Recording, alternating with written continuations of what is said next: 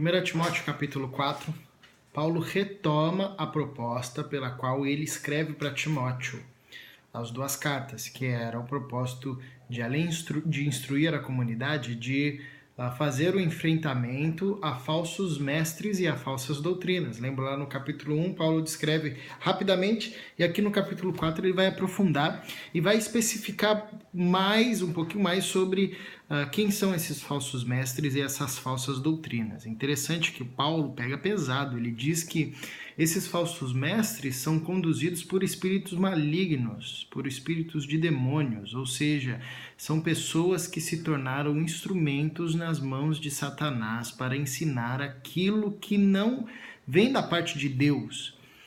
E isso, a princípio, a gente pensaria que era gente fora da comunidade, mas Paulo está falando especificamente de gente que saiu de dentro da igreja e que deixou-se ser instrumento nas mãos de Satanás.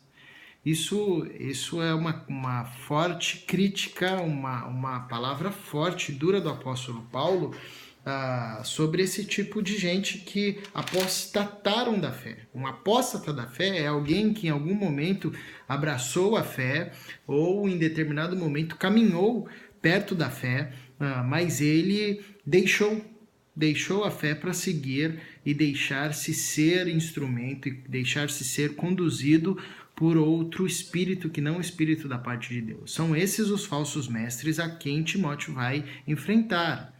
Então a gente precisa lembrar que o enfrentamento de Timóteo a essas doutrinas e a esses falsos mestres não é apenas o enfrentamento intelectual, que diz apenas a conhecer a palavra de Deus, mas é um enfrentamento espiritual, porque ele está lidando com gente que está sendo instrumento nas mãos de Satanás, gente que está sendo movida pelo espírito de Satanás. Então, por isso que o apóstolo Paulo vai dizer a Timóteo, exercita-te na piedade. Que a piedade é quando o conhecimento que eu tenho sobre Deus é convertido em obediência e temor a Deus.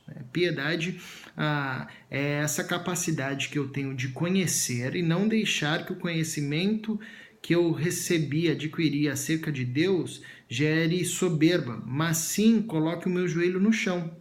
Piedade é a capacidade de receber uma boa teologia e um bom ensinamento doutrinário. E o resultado desse bom ensinamento doutrinário e teológico é que eu vou viver uma vida piedosa, ou seja, vou viver com os joelhos no chão. Então é isso que o apóstolo vai exortar o Timóteo nesse capítulo, dizendo, olha, você não vai enfrentar apenas falsos ensinamentos, mas você vai enfrentar falsos mestres, pessoas que estão sendo instrumentalizadas pelo diabo, pessoas que estão cheias do espírito do diabo.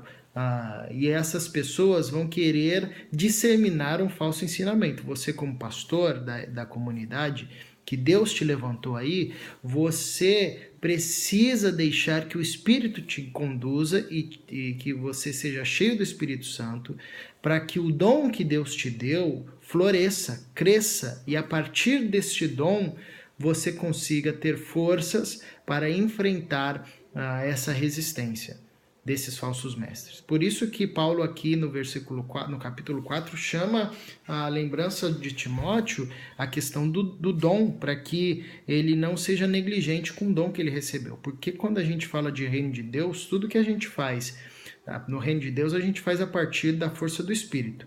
E uma das formas do Espírito atuar em nós é através dos dons. Por isso que nós temos que ter a consciência do dom que nos foi dado e por isso que nós não podemos ser negligentes com relação ao dom que nos foi dado, porque é a partir do dom, que é a manifestação do Espírito Santo prática e visível em nós, uma das manifestações, que nós conseguimos enfrentar e fazer frente ao império das trevas. Então, Paulo está exortando Timóteo a ser um crente, como o crente deve ser. Por isso que ele vai dizer, torna-te padrão. Não deixe que a sua idade, Timóteo, por você ser jovem, gere em você um medo ou uma sensação de que você não é capaz. Mas torna-te o padrão, torna-te crente, seja padrão, seja padrão dos fiéis, na palavra, no procedimento, no amor, na fé e na pureza. Torna-te um exemplo, porque você não está enfrentando apenas uma luta material, mas você está enfrentando luta contra o império das trevas. Então, torna-te padrão, deixe que o Espírito Santo de Deus forme em você o caráter de Cristo, para que você seja crente como todo crente deve ser. Então, nesse capítulo, nós vemos a importância da liderança cristã dentro da comunidade da igreja, a importância da liderança ter uma postura firme diante de Deus, uma postura de coração aberto para ser cheio do Espírito Santo, porque nós estamos enfrentando o império das trevas. Ao passo também que nos encoraja a vivermos como todo crente deve viver, porque na verdade isso é um chamado para todo crente. Todos nós devemos ter o nosso conhecimento na palavra e o nosso exercício na piedade, para que a gente viva de fato como deveríamos viver em Cristo Jesus, que é sendo reflexo de Jesus e pela força do Espírito Santo avançando contra o império das trevas.